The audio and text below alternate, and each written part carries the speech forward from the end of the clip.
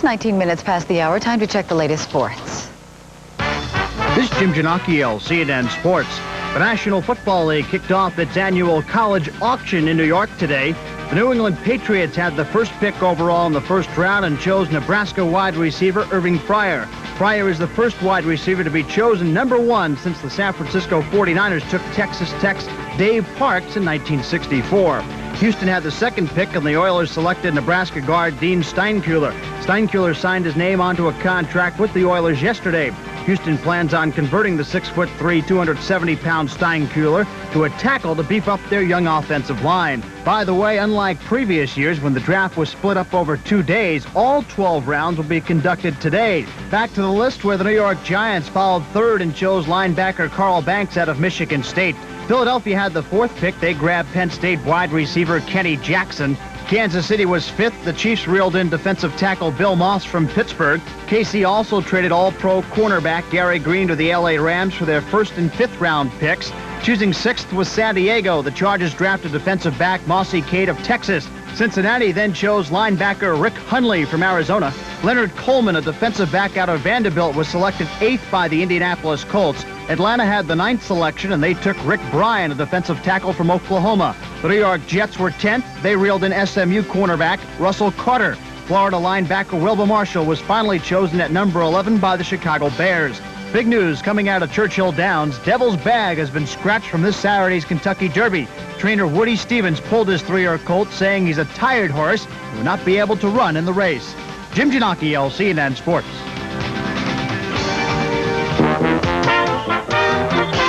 This is Sandy Kenyon with the Hollywood Minute. 2 stars of the movie Terms of Endearment, Deborah Winger and Oscar winner Jack Nicholson, are the latest performers to hit the campaign trail for Senator Gary Hart. Columnist Army Archer reports Nicholson and Winger will appear in Texas and Ohio this week.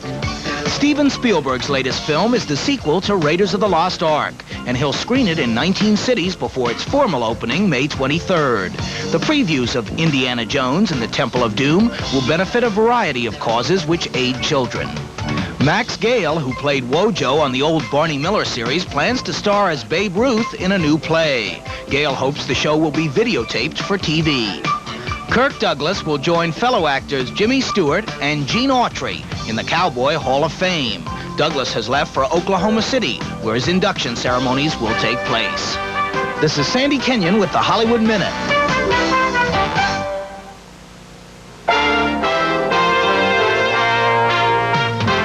In the headlines, President Reagan is in Fairbanks, Alaska, where he plans to attend a Welcome Home rally and address a group of business and community leaders later today.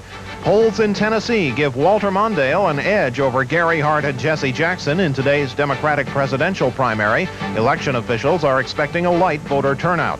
In Washington, D.C., Jackson is considered the solid favorite to win his first primary in the district's Democratic presidential contest.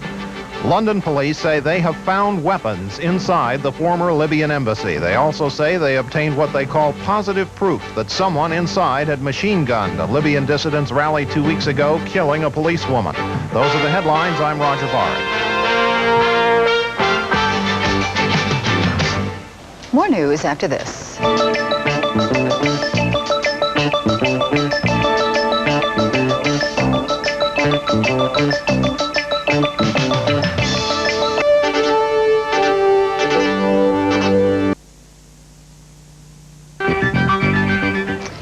Traveling away from home for a summer vacation is going to be more expensive this year, whether you plan to drive to Disneyland or fly to Italy. CNN's Dave Wren explains.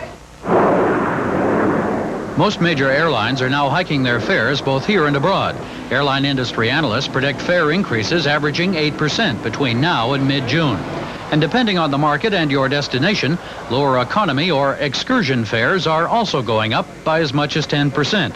For example, beginning May 1st, American Airlines will boost its so-called Super Saver by $10 to $20 a ticket, perhaps signaling an end, according to one airline spokesman, of the price war on many short-haul domestic flights. Riding Amtrak will also cost more, up an estimated 4% in mid-June, but an Amtrak spokesman said a number of new reduced fares will make it easier for some.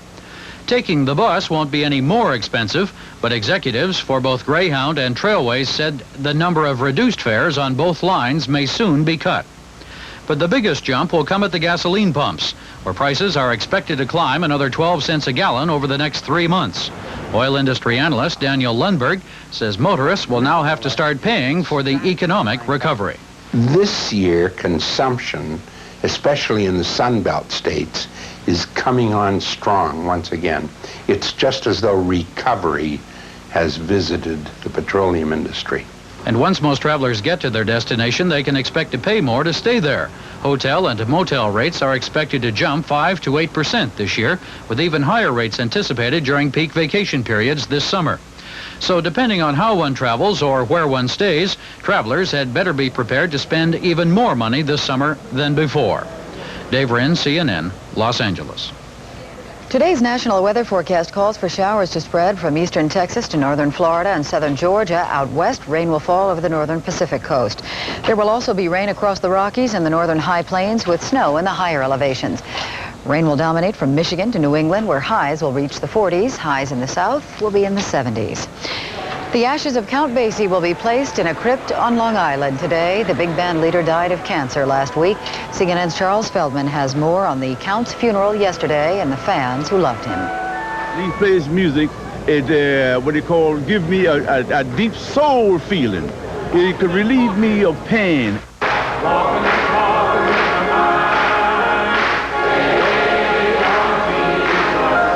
Although his music entertained countless people throughout the world, it was only fitting that funeral services for William Count Basie be held in Harlem, the New York neighborhood that helped spawn his long career when he joined a traveling vaudeville act in the mid-1920s.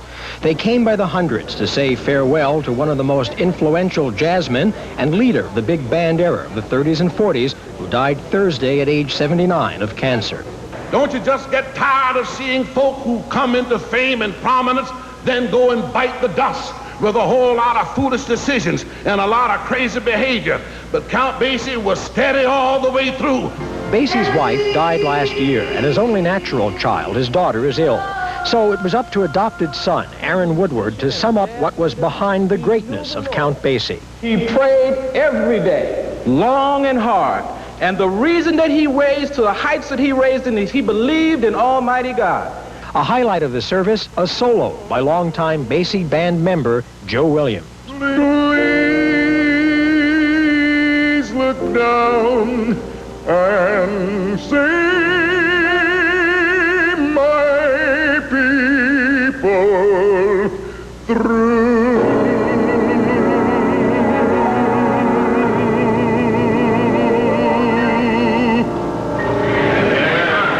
Charles Feldman, CNN, New York.